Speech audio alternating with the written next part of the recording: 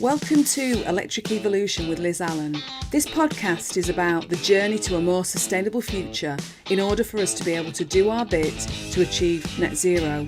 I'll be discussing a variety of topics with experts in their field in order to educate and increase our knowledge of clean energy, electric vehicles and the electric vehicle infrastructure. So whether you're an individual wanting to make a difference at home, a small business or a corporate, this podcast is just for you. On today's episode, I have with me Denis Watling from ChargeGuru. Denis, it's brilliant to have you on. Thank you ever so much. Thank you, Liz, for having me. It's a pleasure to be on. And I just wanted to start off with something I feel a little bit shy and a little bit unnecessary about, but you sponsor, so not you specifically, ChargeGuru sponsored the Driving Equity and Accessibility category at the Top Women in EV Awards, and I was a finalist. You were, so congratulations again, Liz. I know we've already said congratulations, but yeah, it was lovely to see that we were sponsoring the same category that you were a finalist in. So congratulations again, and very, very spooky timing because we're recording this. I know. Days after, aren't we? So yeah. I know, absolutely, and yeah, I didn't expect it, and it was just lovely to kind of be recognised. But like I said to you before we start recording, I do feel a little bit unnecessary when I kind of feel a bit like, oh gosh. But it was just lovely, and there's some fantastic women that were in the final. You know, were the finalists as well. So I'm just so proud that I was in the same even anywhere near where they were, you know. Well, you're far too modest, Liz, and yeah, it's very well deserved. And yeah, like we say, ChargeGuru, it was a pleasure to support and sponsor Top Women in EV, and specifically that category. So congratulations again. I know you're modest and don't like to speak about it too much, but yeah, very well deserved. Congratulations. Thank you. So let's start talking about you, and because before we get into ChargeGuru, I always talk about it because I think it's worth building that context for people and the rapport around it. Tell me about you and what you've done in the sector and before you were in ChargeGuru and everything. You know, what was the run up to where you are now as managing director? Cool, I will do, Liz, and I'll go back to front if that's okay. So just to introduce myself, I'm the managing director at ChargeGuru UK and Ireland. So we'll talk a little bit more about ChargeGuru in a moment. But yeah, I run the UK and Irish business. I launched the brand in the UK and have led the business here for about 2.5 years. So prior to that, I've been in the EV charging industry for just over 5 years in total. So prior to ChargeGuru, I actually worked for PodPoint, who I'm sure many people know, for just shy of 3 years, had a couple of different roles there, which were very, very interesting. But I got into EV charging having spent about 10 years in the automotive industry. So still going back to front, the last few years in the automotive industry was very much focused in electric vehicles. So not specifically EVs, but I was the last couple of years I was planning and operations manager for Hyundai. This was 6 or 7 years ago now, just when Hyundai still are, but were very well positioned with Ioniq and Kona EV at the time, for those who remember. There we go. An Ioniq, Yeah, great cars, and they were really, Hyundai were really the first to offer, you know, a plug-in hybrid and a fully electric version of that vehicle, the Ioniq. So, but my role the last couple of years was planning operations for the whole of the fleet division of the business, so kind of half of the sales. So although I wasn't, directly involved in electric vehicles, my entire role was around ensuring we obviously achieved the numbers we needed to within the fleet environment, and clearly the introduction of electric vehicles, both plug-in hybrid at the time and fully electric, was a key part of that. So really changing that mix from what had been diesel in terms of the vehicles we were selling to fleets, to hybrid, to plug-in hybrid, and then to electric was the last few years of my automotive career. And prior to that, it was a variety of kind of commercial sales, analyst. I was in used cars for a little bit, so a couple of years I ran Hyundai's used car department, so selling used cars to our dealer network. Right. So very interesting. Lots of moving parts with appreciation and depreciation, and a large pool of assets which are worth quite a lot of money and which change value fairly quickly. So that was all good fun. But I really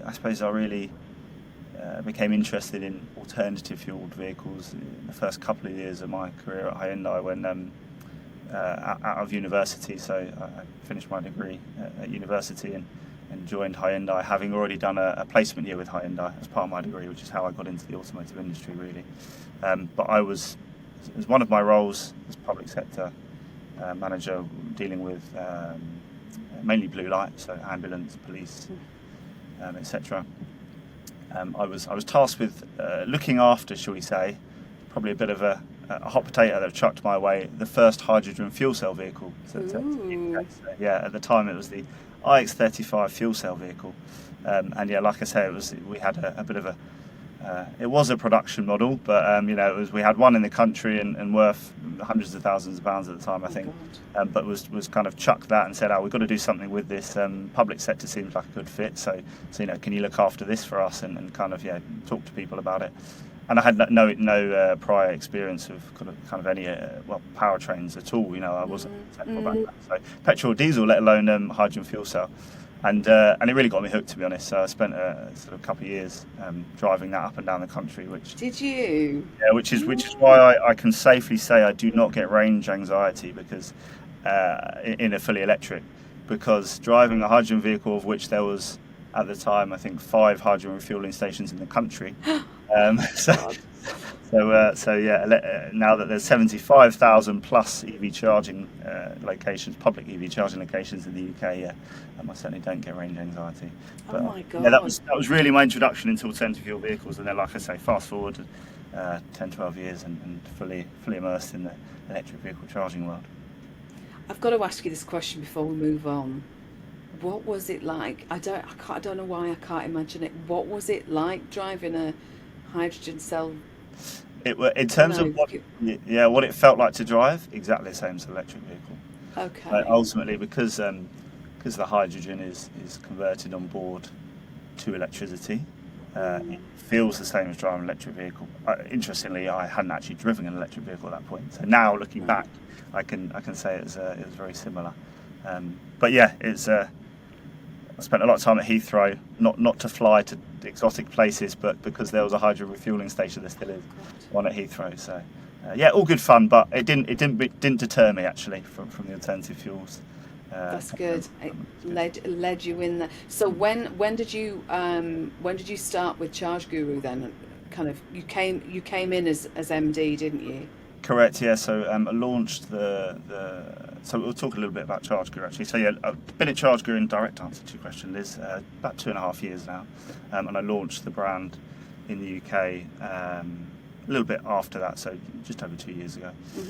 In fact, it was March 2 years ago. So yeah, 2 years ago we launched the brand to the UK, but we've been around for over 10 years as a brand in Europe. So we're a French business at heart. So the co-founders, Nicolas and Gilles, still run the business, but yeah, we launched or founded the business over 10 years in Paris, but we now operate, as well as in France, we also operate in Spain, Portugal, Germany, Belgium, Italy, UK, and also Ireland.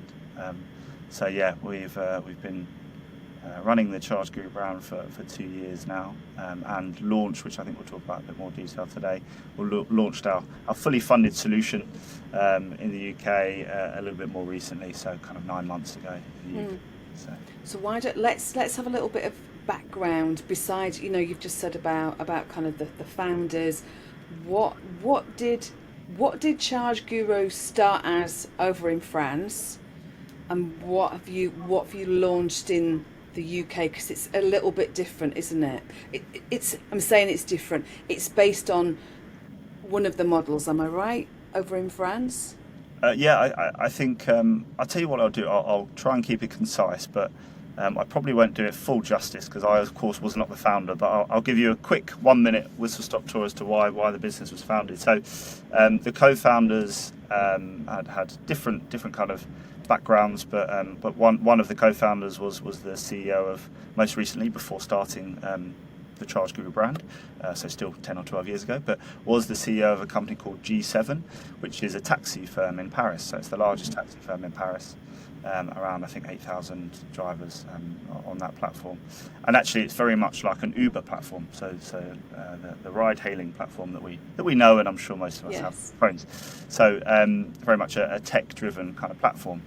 And actually, at the same time, there was so around 12, 13 years ago, as the CEO of the largest taxi firm in France, it was also there was also the same time that there was incentives for taxi drivers to switch to electric vehicles. So of course, the CEO Nicolas, who's our co-founder, was trying to encourage this to get the taxi drivers. But again, bearing in mind that they are partner drivers, just like Uber, so not employed, but partner drivers, trying to get them to switch to electric vehicles. And very quickly, he found that central Paris, where, much like central London or any other major city in Europe, where the majority of his drivers lived and worked, the majority of drivers, over 70%, lived in apartment blocks. So actually the fully funded solution that we'll talk about a bit later was is still under the brand called Z-Plug in France. So there's two sister brands, ChargeGuru and Z-Plug. And Z-Plug actually came first before the ChargeGuru brand. So he very quickly realised that people in apartment blocks who wanted to make the switch to EVs couldn't, or it was extremely difficult to. So anyway, partnered up with the other co-founder who he'd worked with in the past, and said, "There's an idea here, right? There's a problem to solve." Fast forward 10 years, and 20,000 buildings and over 1 million parking spots are now available to be electrified in Paris. So in France, and across other markets in Europe. So that's how the Z-Plug model started. So a necessity basically.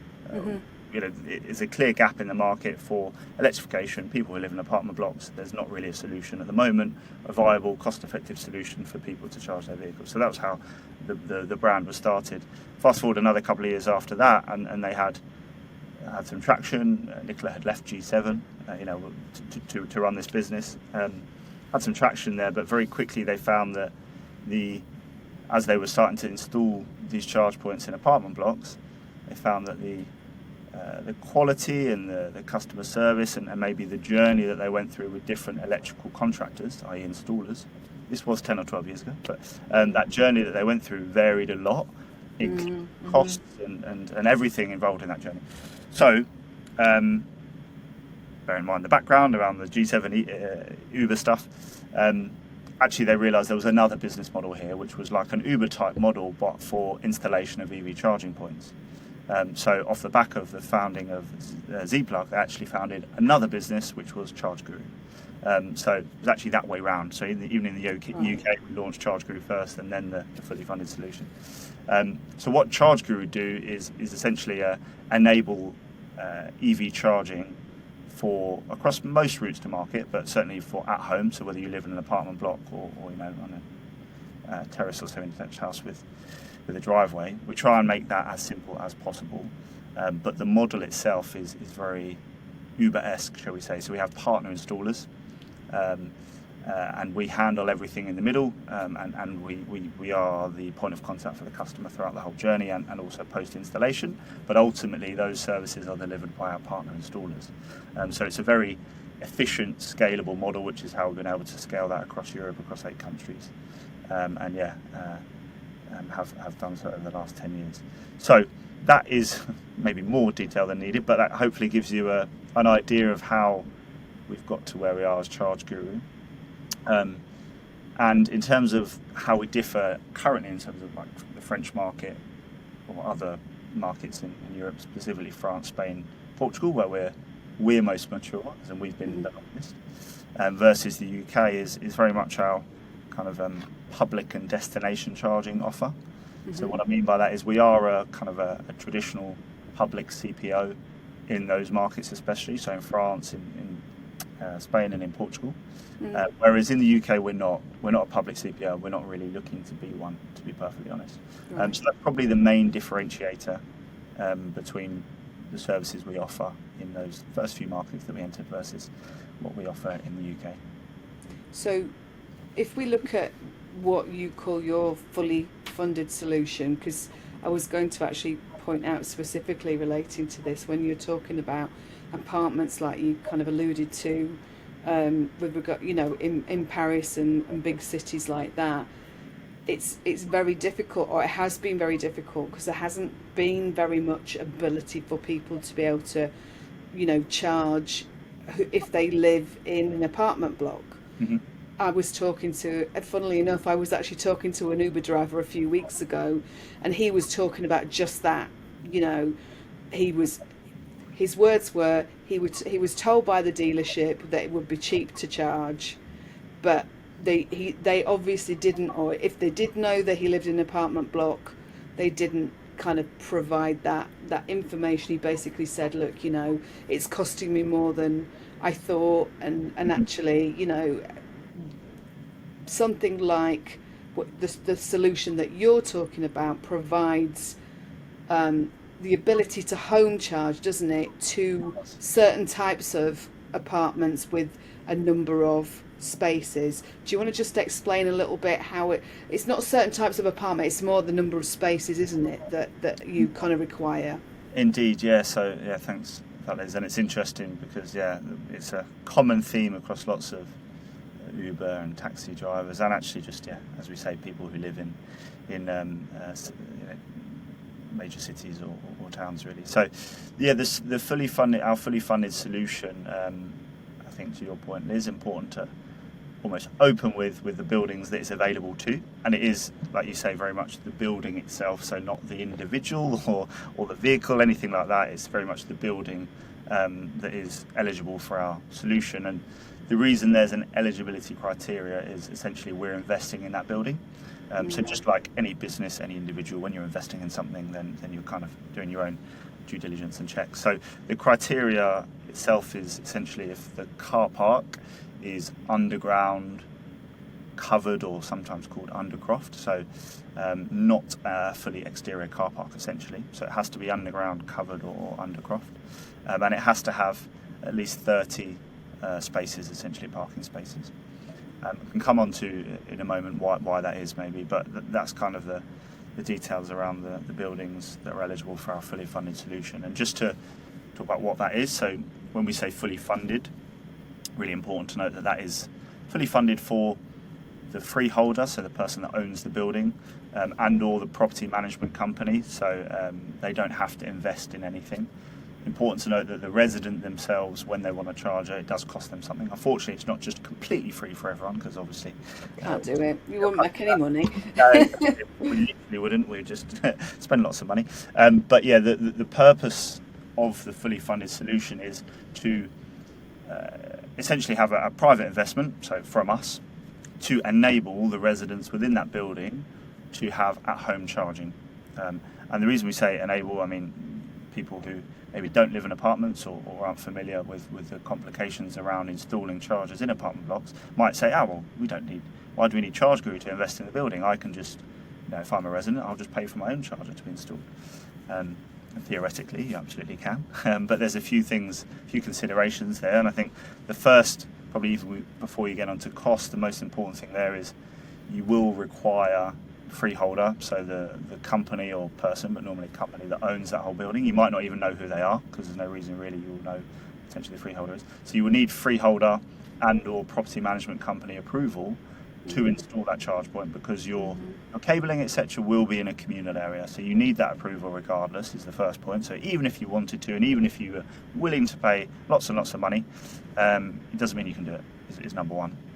And the second, probably most important, is cost. So although you can do it, actually it is not the same as installing a charge point on a driveway, for example, where you might have to run 5 or 10 metres of cable from your fuse board, maybe drill through one wall, and then install your charge point on the front of your house. If you can picture, if you do live in an apartment and you're listening, if you can picture your apartment block, your car park, your space, maybe, first of all, you may not know where the income electricity supply is. You probably don't. You can't. It's very well. You can't. It's very, very unlikely you'll be able to use the electricity supply or the meter from your apartment itself, because again, if you can imagine where the cable would have to run through all the communal areas, the cost of doing that. So yeah, the cost of installing a charge point in your parking space can Can vary. You could be very lucky and it could cost £1,000, but the likelihood is it's going to be anywhere between kind of three and almost unlimited, but maybe £3,000 and £8,000, £10,000 to get that installed, depending on where your space is in that car park. But I was gonna ask actually. So in an apartment building, I'm assuming there's a generator somewhere in the they've got to manage all the. So you'll have a consumer unit, won't you? I'm assuming in everybody's this. My in-laws used to have a flat, so you have your consumer unit in the kind of the apartment block. But is there sort of like, I suppose what I'm asking is, I'm assuming you need to upgrade the kind of the electricity supply, or so that it can take more electric going out to those chargers as and when people sign up. Exactly that, and that's a really important point that you made at the end there, as and when people sign up. So again, with our fully funded solution, the great thing for particularly the freeholders and property managers is we deal with, we manage, and also we pay for that upgrade when needed to supply. But what's really important is only when required. So there's often a misunderstanding, and even in the industry from electrical contractors, not that they're doing anything wrong at all, but to go in and say, you have 100 spaces in your car park. In order to install a 7 kilowatt charger, which is what you would normally get installed on a driveway, in order to install 100 7 kilowatt chargers, you need X amount of power. You only have Y, so therefore you need to upgrade your power supply now to enable that. Now the reality is that's not required at all right now, because unless you're not going to have 100%, i.e. 100 people within that car park moving electric tomorrow. We know that it's around 5% of vehicles on the road at the moment are electric. So you might, if you're in a city where EV adoption's high, you might have 12 or 15 people maybe out of the 100 that already have EVs. Great. So that's the first point. But secondly, what's really important as well is the charging habits of people, and when they charge and how much they drive. So we see from the 10 years we've been doing this in France and across Europe, where like I mentioned earlier, just to really explain what I meant earlier. So 20,000 buildings, we have this signed up. Essentially 20,000 buildings are signed up to our fully funded solution across Europe, and that equates to 1 million parking spots within those 20,000 buildings that don't have chargers in right now, but are able to have chargers in. So residents are able to contact ChargeGuru and say, I would like a charge point in that space. So what that experience has allowed us to have over the last 10 years is to understand that every single building is different. And what I mean by that is electricity usage, because every single person is different, every single charging kind of profile is different. So what we're able to do via CPO, so charge point operation software and tech, is track the usage within that building. And one building of 100 spaces, we might need to upgrade, even if they have the same available power. If building A and building B has the same available power, we might have to upgrade building A in 3 years. We might have to upgrade building B not for 7 years, because the distance people are travelling, so therefore the amount of charge they need overnight, all the times they charge. There might be shift workers, and actually you don't need the full capacity at the same time. And ultimately, just to finish on this point about upgrades, our job, if you like, as ChargeGuru providing that infrastructure, is to ensure that every resident who's paying for that service has a fully charged vehicle when they need it. Yeah. Because when they need it and how much they need will vary by person. But as long as they can charge their car when they need to, then they don't care about all the load balancing stuff and all the clever stuff we're doing with, monitoring the building usage, so that at night when everyone's asleep we can draw more energy from the incoming supply. They don't need to worry about all that. They just need to know that when they wake up or when they go to use their vehicle, it's 100% charged or 80% charged, whatever they've set it to charge to. So what is there's two things here, I suppose. What is because if you're providing a fully funded solution for the freeholder, you've got to be signing them up for a specific period of time, or else it's not going to actually have a return on investment, is it, for you? So there's that side.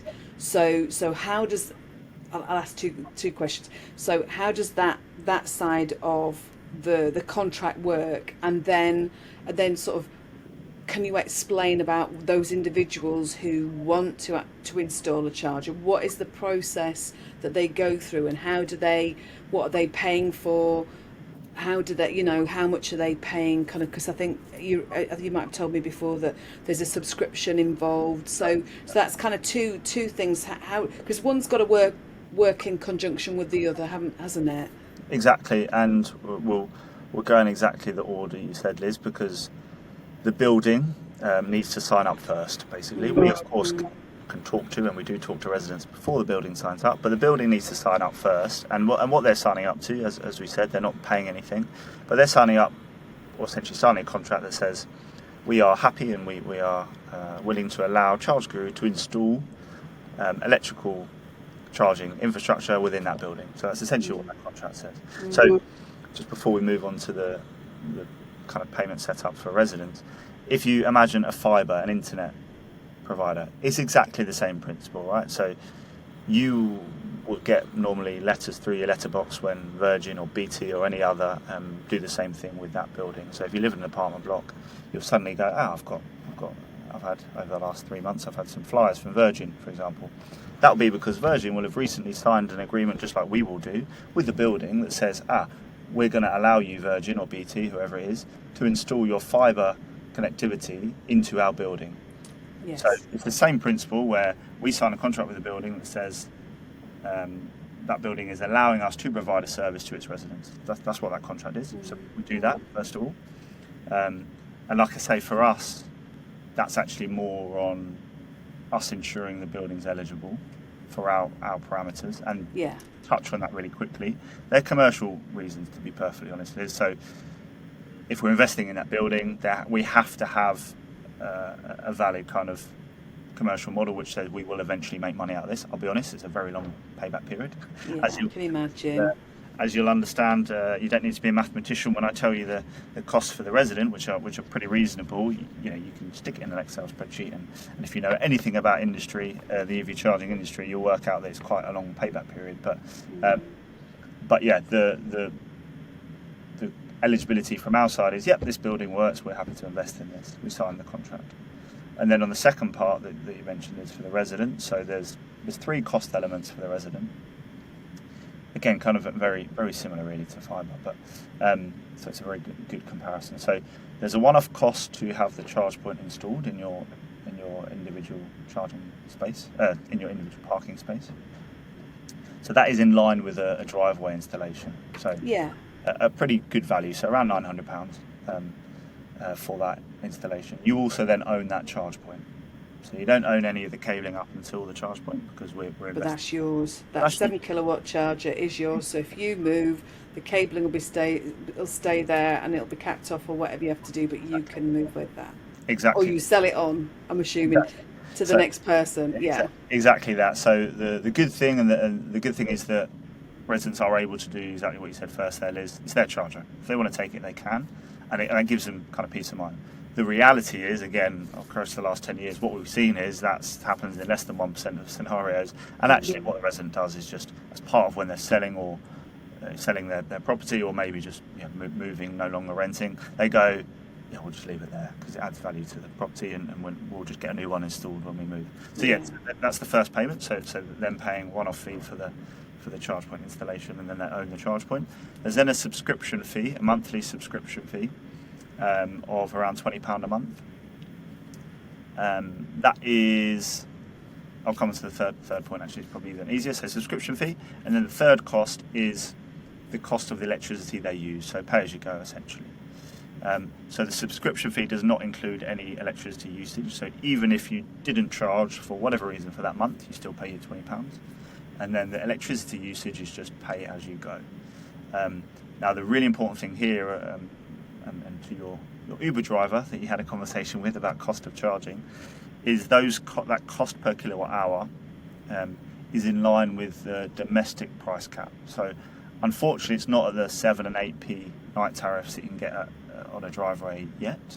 We will, happy to talk about that in a moment, we will get there, I'm sure, in the not too distant future, but at the moment it's not there, but it's at the domestic price cap, so around 25p at the moment. Now, for anyone who charges on the public network, 25p sounds pretty good. That's cheap. Yeah, you'll be paying 3 to 5 times sometimes, but certainly 3 times that minimum really on the public network. So coming back to your Uber driver,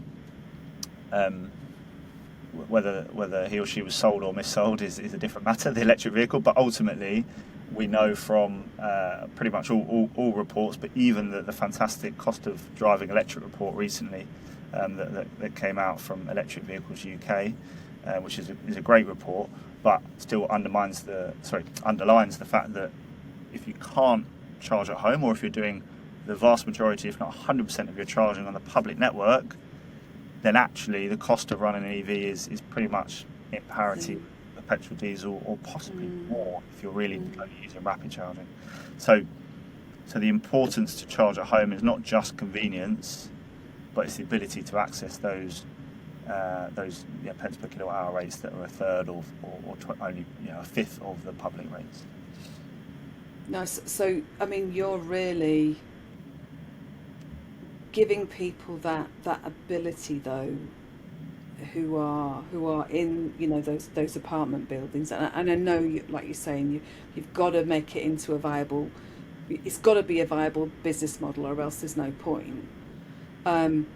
So that larger number of spaces, at least you are kind of catering. Yes, you're not catering for everybody in smaller apartment blocks yet. Don't know whether that's what you're aiming for, but it is, to me, this is like going through, and you are one of the pieces of the puzzle, aren't you? And we said before we were recording, one of the pieces of the puzzle is cross pavement solutions. You are another piece of the puzzle. There will probably be more that come in. Obviously, we've got CoCharger and places, organisations like that. It's not one size fits all, this anyway, and actually I think that the fact that you are, yes, you've had to kind of say, right, this is what it looks like to make it viable, but you are filling a gap. That's the biggest thing, isn't it? You are filling a need that people need this.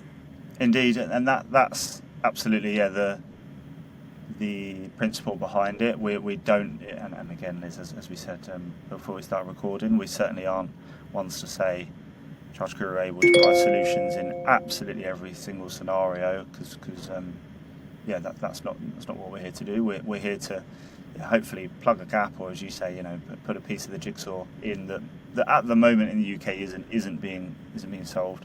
And what's really interesting is, this is, we know and work quite closely with the likes of Joel at CoCharger and the CurboCharge team as well, and they're fantastic solutions for CoCharger kind of crosses a little bit with what we're doing as well, actually, because people could either get charger installed at the apartment, or CoCharger and CurboCharge, of course, is for off street, and there's some other great solutions out there.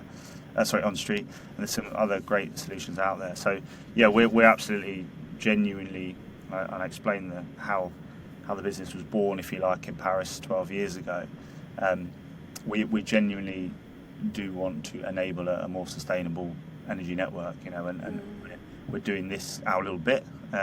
But the interesting thing about what we're doing is it does require investment, and quite a bit of investment if you want to do this at a serious scale, which we're doing in Europe. So it's why we're really focusing, should we say, our kind of efforts and resource on this element, because we know that it's not as easy to solve as some other areas, and we know that, for example, in the UK over 20%, it's about just shy of 22% of households live in apartments in the UK. So it's a big chunk of people, and actually if you look across Europe, we're the lowest across the kind of the rest of Europe in terms of that percentage. So it's up to close to 50% and higher in other EU markets. So yes, you can see it's a huge kind of piece to fill.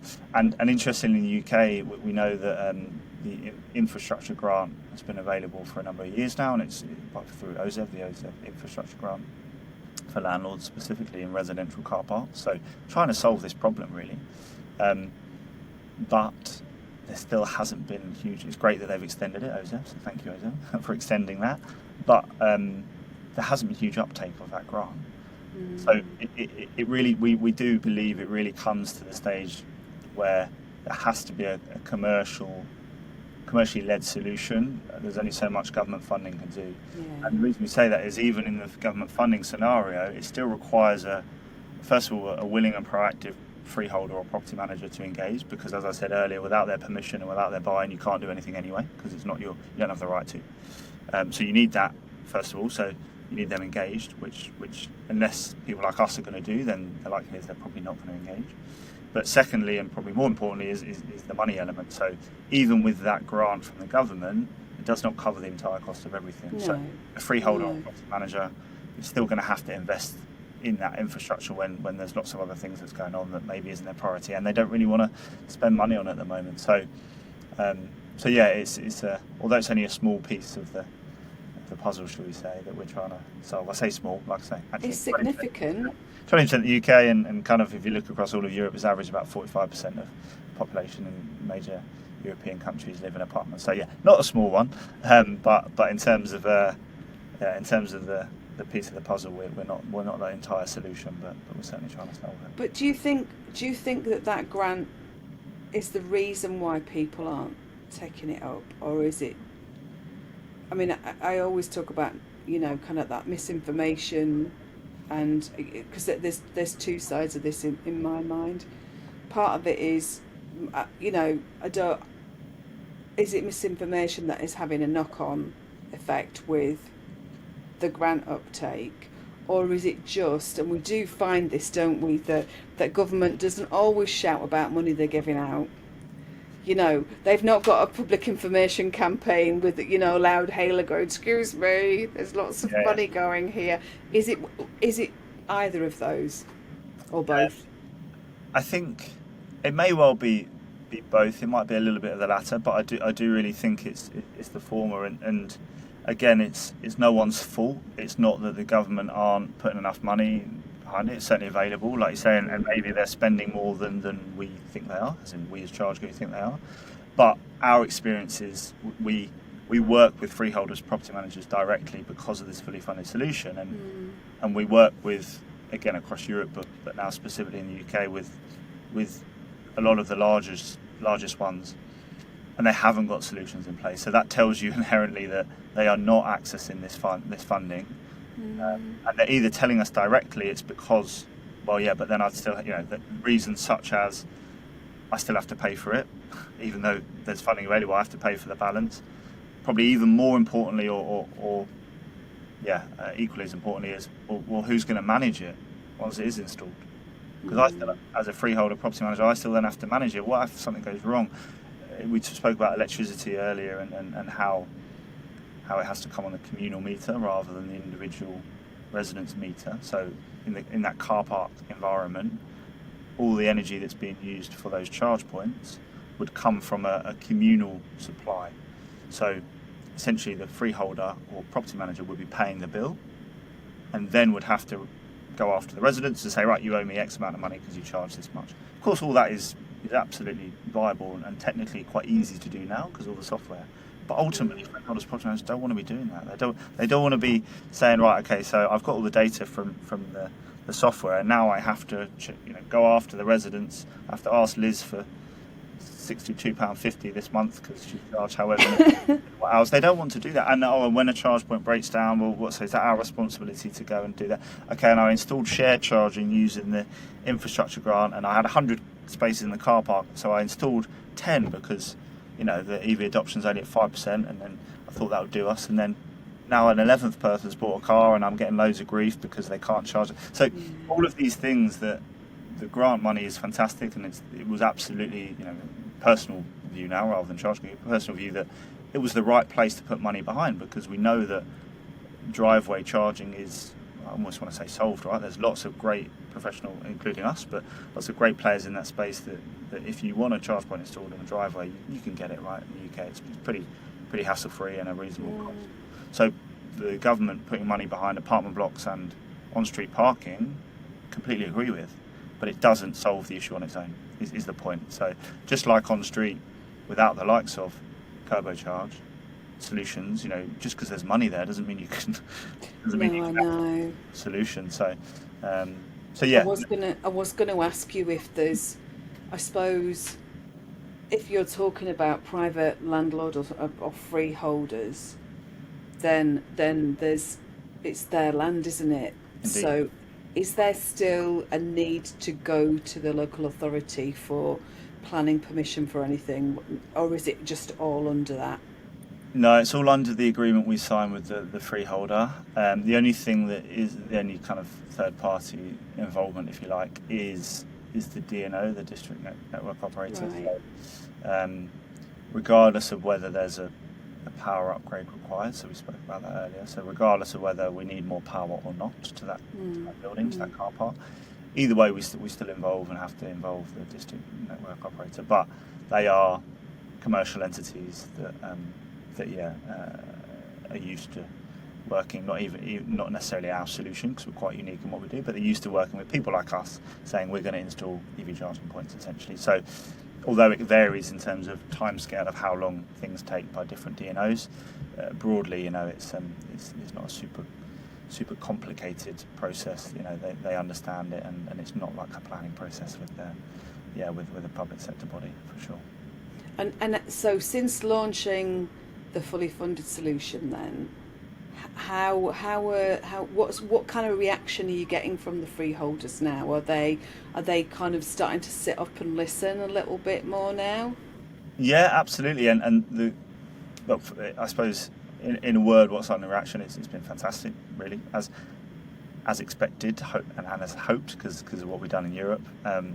But yeah, really, really positive. And the good thing is, it's not even necessarily that they're now listening. I mentioned earlier that that they certainly the larger freeholders and property management companies they know they need a solution for this and they want to do it, but there's not really been a viable, cost-effective, scalable solution available up until now. So it's not that we're convincing them and telling them about EV adoption and how important it is. It's more the solution, the technicals around the solution, that they go, okay, great, that's fantastic. And again, comparing it to fibre, internet, they go, got it, understand it, sounds great.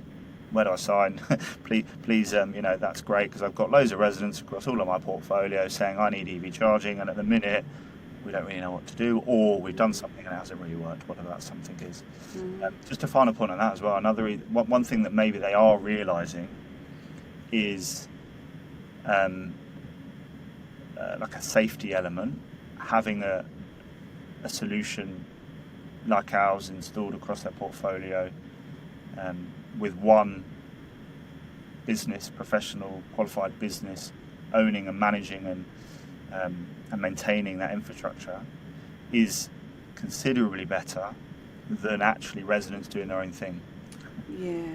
Whether their own thing is plugging in a 3-pin socket and hanging it out their window, Yeah. worst scenario, or in between where they just go. I said at the beginning that they require permission. Some of them just don't ask and they go and install their own thing, and it's something that maybe has been bought off Amazon and doesn't really adhere to the smart regulations, etc., and therefore is more of a hazard than.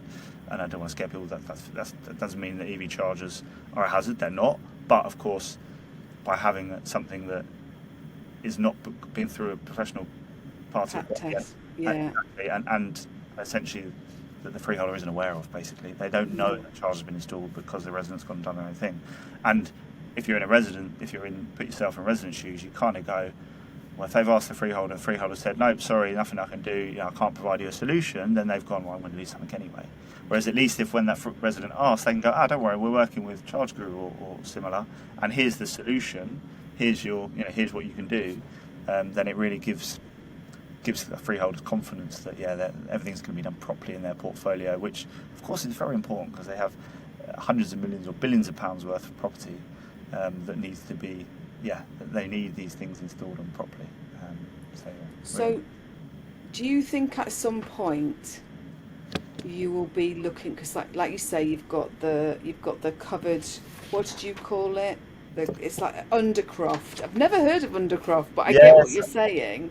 Yeah. So is an undercroft where you've got like the building is on top of the the car park, but the car park's kind of open at various sides. Exactly that. So the easiest, so we say kind of underground, undercroft, but ultimately, if it's covered, if it's got a ceiling, wherever Yeah. it is, so it could be fourth floor, it could be underground, it could be first floor, it could just have a roof that kind of, yeah, doesn't extend all the way around, but it doesn't have walls, but it's just got as long as it's got a ceiling where your car is. If you look up and there's a ceiling, then you're good, basically. And the reason for that, I touched on it earlier, but again, and that's only at the moment. It doesn't mean in the future we won't be able to provide the solution for more car parks and more buildings. But at the moment, really, it's because the cost to install, if it's an open air car park, where it's just a normal kind of flat open air car park, the cost to install EV charging points as and when residents want them to have them, because that's really important about our solution. So we install the charge point as and when they want it. As soon as once the building's signed up, which we explained earlier, as soon as that first resident raises their hand, then we go and install that one charge point. So even if it's one, and then when the 2nd, 5th, 10th, 15th, we go and install those charge points as and when they want them. So if you can picture in a normal kind of overground car park, that would mean basically going and digging up the pavement or the car park every time. Go and run a cable to whoever resident number 5 and number 10 is, right? So it's just not one. It's not very nice for residents in car parks, but also secondly, it's not cost effective to go and do that. Whereas if you've got a ceiling, you can of course run the cables along with Get the you. structure. Yeah.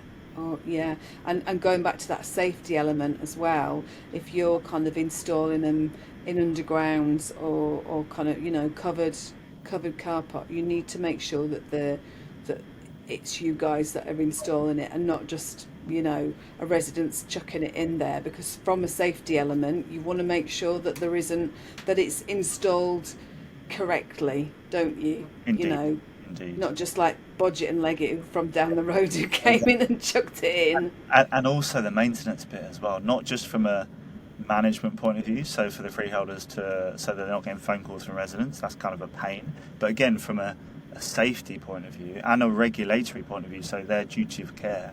All of our fully funded solutions come with an annual EICR check as well as part of that. So again, there's that comfort for the resident, that they've always got someone at the end of the phone and email to contact if something goes wrong, but also secondly for the freeholder and the property managers that infrastructure is not only installed by a qualified body, but we are going to continue to maintain that over the course of its life. And just a last point on that, so we quite often get asked, what happens if in 5-8 years time you just decide to increase your prices? What happens then as ChargeGuru? That's not fair on the residents. And actually the great thing about the model, it's kind of self-policing on us, if you like, because the resident subscription is a rolling monthly subscription with us. So if we were to ever decide to significantly increase the price of electricity or subscription, first of all, of course, there's protections in there for the resident anyway, but even if we were to do that for new residents, should we say, that haven't signed up yet, then it would essentially, it's self-policing, because we would then lose our investment in that building, because residents would just say, oh well, you've upped your subscription by X amount, that's too much for me, I'll just go charge on a public network, cancel their subscription, and then we've already invested thousands of pounds in that building up front. So it's a self kind of policing model where there's no benefit, and in fact it's to our detriment if we increase prices over and above the market levels. Of course, market dynamics are always going to dictate, but if we go and start charging 80p a kilowatt hour, then residents will probably go, well, I might just go on public network. So it's always that kind of And that's the only time it would be viable for somebody to move to something like the public charging network model, wouldn't it? Because you're offering like you said, the 24p per kilowatt hour. I can't, there's a lot of push to try and reduce public charging, so you would never want to go up to that kind of rate. But it's not in your best interest, is it? Really? Exactly. So that's a really important point for residents as well. So I was going to ask you. You kind of alluded to something earlier on when you said about the 24p, and you said yet.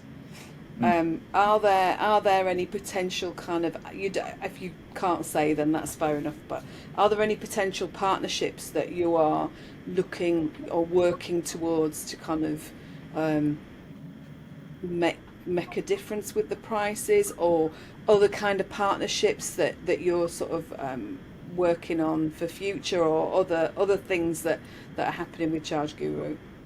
Yeah, so first of all, in the UK, I'm not hiding anything in the sense that there's nothing around the corner, unfortunately, that will say, we'll be able to get 7p in 6 months. There's nothing that's around the corner that all conversations in the UK that saying, don't worry, in 6 months it's going to be 7p. However, what we are seeing in the continent and the rest of Europe is, of course, at the moment, in the UK, we are not buying lots of electricity compared to another kind of purchase of electricity, shall we say, because we're just rolling this out. We're just starting to do it in our first, hundreds of buildings rather than thousands or tens of thousands. Of course, in France, where we have over 20,000 buildings and tens of thousands, I think over 100,000 vehicles charging. Of course, energy providers go, okay, well, you're purchasing Charge Guru on behalf of the residents, but you're purchasing a lot of electricity here. First point. So first of all, they are willing to have those commercial discussions, so we say. Not that they're not at the moment, but they're just different commercial discussions, right? Clearly, because the amount of energy we're purchasing. Secondly, which I haven't touched on actually, but it's an important point, we install our own electricity meter in every single car park, right? So that means that I mentioned earlier that some other, or pretty much every other solution would require the freeholder or property manager to pay the bill and then kind of get it off the residents. Because we install our own energy meter, they never pay the bill. We pay the bill straight away, and then we recoup it off the residents. So for that reason, what it also means, so first point, more energy we'll be buying. Second point, we can say to all the energy providers that we're working with, and actually we choose one per market, so we're only going to be working with one in the UK. But we are able to say to that energy provider, the energy being used on these meters, these hundreds or thousands of meters, is all for electric vehicle charging, because that's the only thing that's coming off those meters. So that opens a different conversation, because as we know in the EV charging specific tariffs. And the third point, as to why I'm extremely confident that we will see those rates reduce versus market averages. I don't want to say reduce, because again we don't know what the market's going to do, but reduce versus where we're at now. So if we say domestic price cap is what we can offer, I'm extremely confident we'll be able to offer below domestic price cap, because the third point is it benefits energy providers. As we know, there's a reason there's off-peak tariffs, right? There's a reason they're available, because, as we know, energy supply versus demand in those off-peak time periods, demand is the gap between kind of demand and supply is significantly more than when 6 or 7 o'clock, when everyone gets home and puts the kettle on and puts the TV on. So what I mean by that third point is it's in the energy provider's interests to work with us to reduce that rate. So when everything is pointing towards the fact that it works for everyone, it works for us, it works for the energy provider, it works for the resident, to do something about it, then normally that means that something will happen. So we're already seeing in France the rate is less than what we were paying originally. So we expect that in the UK as well.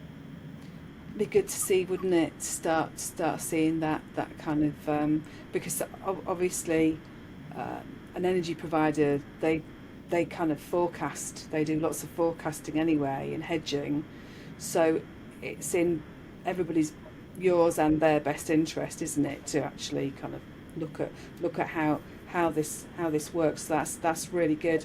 I'm going to ask you one final question.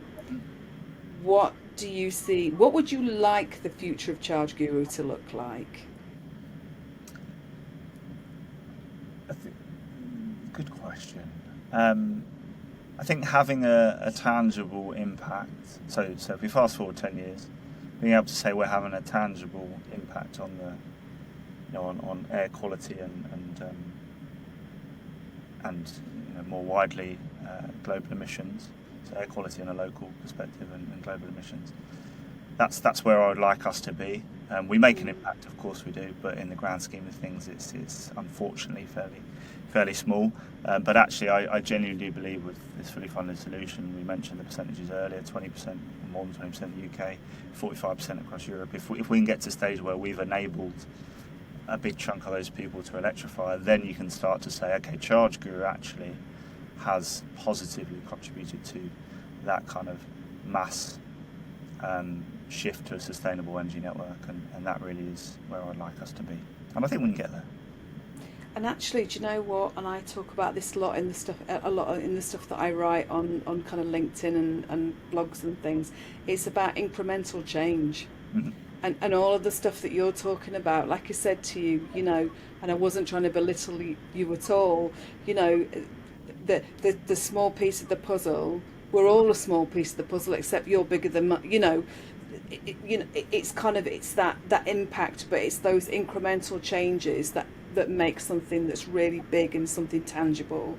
And if we all sit on our backsides and do nothing, then we won't get anything. What you do, if you always do what you've always done, you always get what you always got. We're doing something different. Exactly. I'm trying to do something different on the podcast and in my business. You are too. So it's about moving that needle forward, isn't it?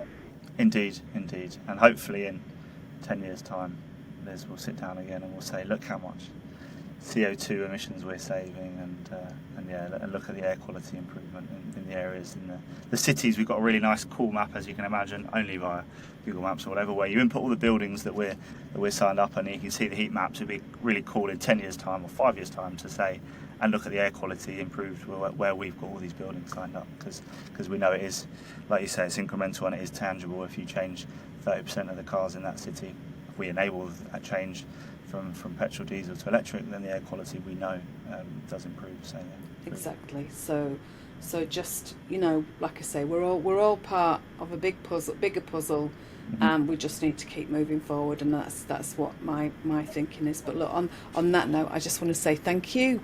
It's been really, really interesting talking to you and finding out a bit more about ChargeGuru and yourself, and what you're trying to achieve. So I really, really appreciate your time.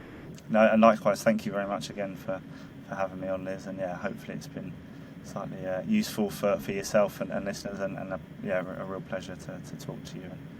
And actually, I was going to say, on that note, to everybody else, as I always say, trying to kind of elevate this podcast.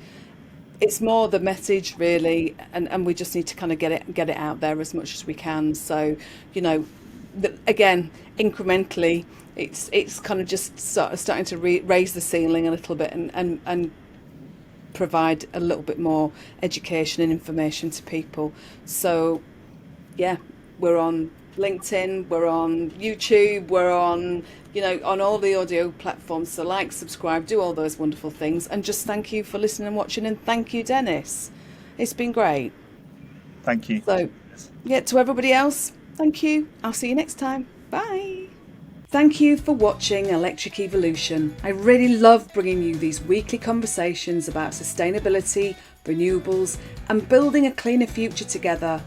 If you're passionate about positive change, please like, subscribe, and share with others who also care about these topics.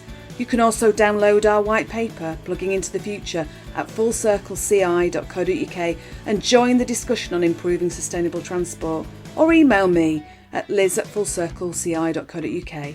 Thanks for watching. Bye.